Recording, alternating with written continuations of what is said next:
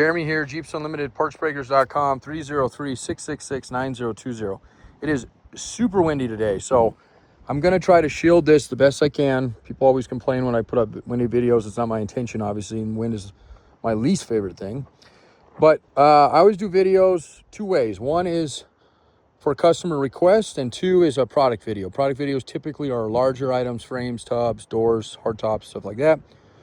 And then when somebody calls and has not necessarily a question, more of a request, but I deem it's probably best to show it in a video. So I just went through the yard and I made another video, and then I thought, you know what, I blabbed a little bit, so I'm gonna leave that to pasture, and we'll just, plus I found something else I wanted to show you. So okay, so this is going to be the holy grail setup in the sense that we're going to get the same gear ratio, which is kind of what I was telling you on the phone. All right, we got a 373 here. All right, and it's a open knuckle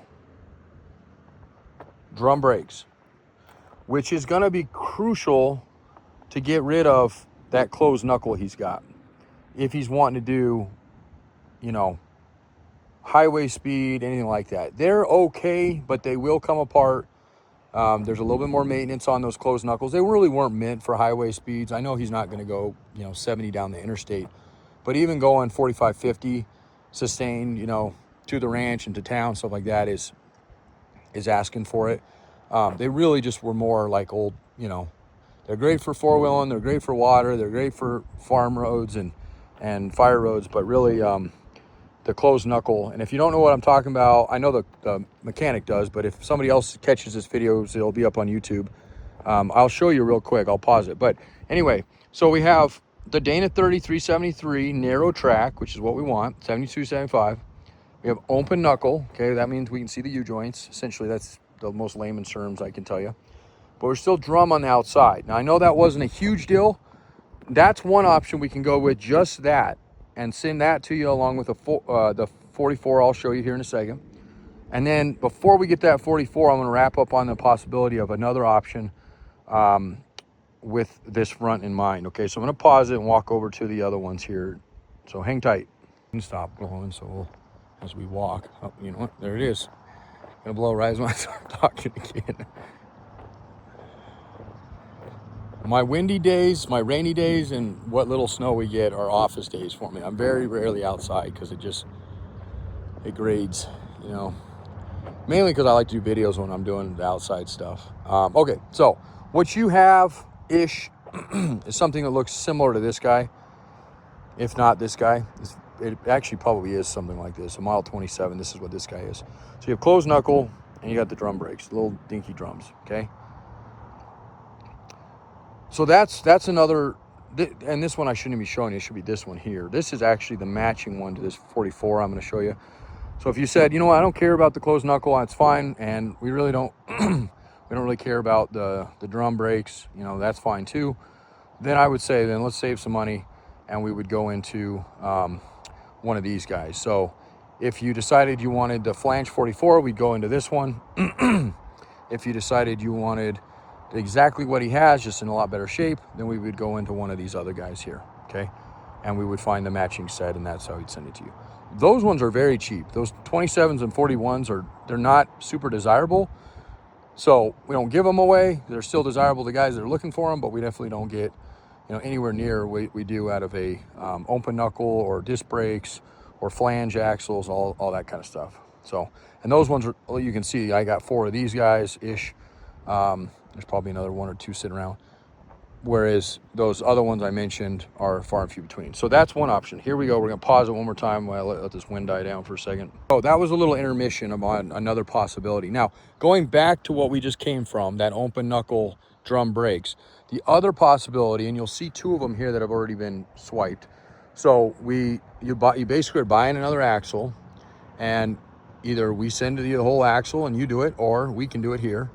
In the case there's freight involved, it's not going to really matter if we do it or you do it. You'll save a little bit on the labor, and you'll get a couple things you probably don't need as far as extras. Okay, and what we would do then, if we want to go to disc, is we would take everything off of we'd use one of these as a donor, even though they're good axles, and we would rob off the knuckles outwards, and that would give us the ability those will bolt right onto that Dana 30 under that Jeep I just showed you. And that would give us the ability to convert it over to disc brakes. So then you'd end up with the Dana 30 over there, again, the 373, with the open knuckle that's already on that one, and then you'd have the disc brakes, okay? So that's your front. That gives you two options for front, okay? That gives you open knuckle disc with doing it this way, or we leave it alone, okay? I guess there's three options. We leave it alone and you keep the drum brakes. Maybe later he converts over, and that's always a possibility as well. Or the third option is to simply go back to what he has, just in something that doesn't need work. We would, pull each one of these, inspect them, and see which one's the cleanest one, and get you a matching model 41 that he already has and a model 27 he already has, and you put fluid in it and he's driving down the road. That's another possibility. Obviously, that's the most least expensive way to go. I just want to say there is a possibility of that, just in case,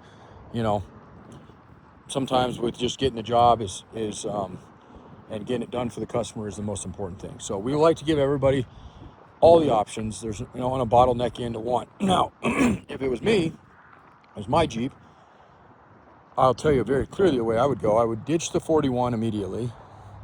They're very expensive to rebuild and very hard to find parts on. The parts you can find on them are typically not original, although there's probably some Timken parts out there. Most of them are going to be Chinese crap that comes out of those things through Crown or Omex or one of those suppliers. We sell that stuff. Some of it's okay, some of it's not so bad. Depends on what you do with it, okay? That would be my least recommendation. My best recommendation would be, just because I have a set right now, I would get you into the flanged 44, which is this guy here, okay? It's 70, 71 only. Typically, they're only 71, but we do see them every once in a while, late 70s. Okay, it's not the two-piece, it's a flange, okay? That will bolt right in. It's offset, okay? And then we made it with that 373, either as is, the one that was sitting under that frame, because this is 373. We made it with that one, either as is, and you run drum brakes on the front, or we can convert it, or we can send you the axle and you can convert it. Doesn't really matter to us how we do that. I mean, it saves you a little bit of money in the long run if you do the conversion, but it may add a little bit more on the weight of the shipping, okay? And when we send it to you the way it's done, you can pretty much bolt it on and go. We can either do used brakes, what you see on the ones I just showed you, or you can replace the brakes when you get it, or we can do that as well. Okay, there's lots of options there. Okay, so that would be my recommendation, would be to, if it's a Jeep you're going to be holding on to, the customer's going to be holding on to, you want some, more robustness, more reliability, and more serviceability, then I would do this flange 44 and that 30. If you want the cheapest route, it would be the one, that intermission I showed you over there, sticking with what you have, which is a 41 and a 27. It'd be one of those guys here, and we just find the one that doesn't really need anything, not rusty or anything like that, and essentially you can bolt it on and he can be back in business. That's an option as well. And then the third and final option would be, again, it's kind of like the intermission axles. You would go to the flange 44 in the rear, but we would get you the one that came from that one, which was that other grayish axle, and I'll walk back over there. That's that closed knuckle, drum brakes, 373, and mates to that. So your money you'd be spending would be primarily on the flange. You'd save some money on buying the matching one of that, because they're not, like I said, super desirable, and you'd be back in business that way. Or you say, no, I really want better brakes, and I want more all that stuff I mentioned, and I want to go ahead and do this flange 44. I want to do that front Dana 30 narrow track open knuckle disc brakes, and let's just, what's that old saying? Cry once, buy once. Yeah, do it that way. Okay, those are the options.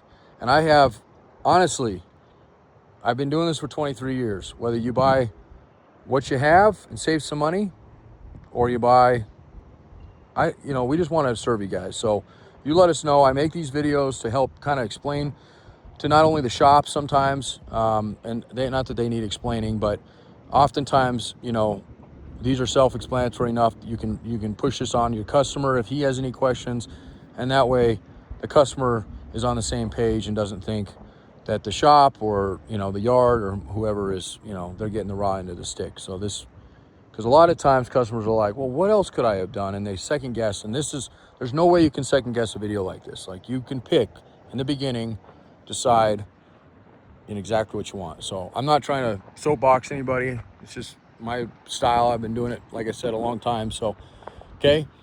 Now, for anybody else out there that catches this video and has nothing to do with an old CJ, or maybe it's a wide track CJ, and I'm facing pallet racking and crap you probably are not wanting to look at right now, but I'm doing that for the intention of blocking the wind. There's 153 Jeeps out here. I just completely gutted every single Jeep that had a desirable axle. It's part of the reason you see these piles of 30s right now and these late TJs. These ones this time of year sell like daily. So this pile, as soon as we get them up and listed, will be thinned out. But my point is that if you're wanting to do some upgrades or you want to do some replacements or you have some rust issues, we out here do not buy anything out of the Midwest, East Coast. Okay, we sell to those guys. We love you guys. It's no hard feelings. You know what I'm talking about if you live out there. Usually the East Coast, Midwest, or coastal Jeeps or southern Jeeps that have been down in the swamps are typically not what you're wanting to do as far as put those kind of parts back on. That's about it. I don't think I have anything else to say, really. I mean, I could talk all day. You probably could get that feeling. But the wind, like I said, is enough to drive me mad enough. So I'm going to go back inside. I don't know where I was going with all that. I appreciate you taking the time. I'll upload this to YouTube, fire this off to you. And then there's obviously some work involved if we're doing disc brakes. We just got to pull an axle if we're not. So as far as time frame, anything out of this yard that we do freight is always by the end of the week. I mean, you know, today's Thursday, so tomorrow we're closed. It would be next week. But I could get it out early next week if it was something you're wanting to get rolling on here soon. And then we always ship. Our big stuff goes hot shot or I deliver it. Stuff like this we just throw on a freight truck, typically FedEx or Estes, one of those. We'll run quotes and stuff and see. Okay. So again, I'm showing you kind of weird. This is all stuff we're crushing out, not the frames, but the non-Jeep stuff in the back here. But it's the side that's the least windy, and I'm sure I'm going to get complaints every time I do a windy video. Even if there's good content, somebody sits and calls me, or usually they don't call, they message. The fucking wind was, excuse my French, but drove me nuts. Like, dude, I cannot control the weather. I do my best. Either I don't do the videos at all, or we just deal with what we have out here. So, all right, there's my rant. 303-666-9020. Have a great day. Happy Easter.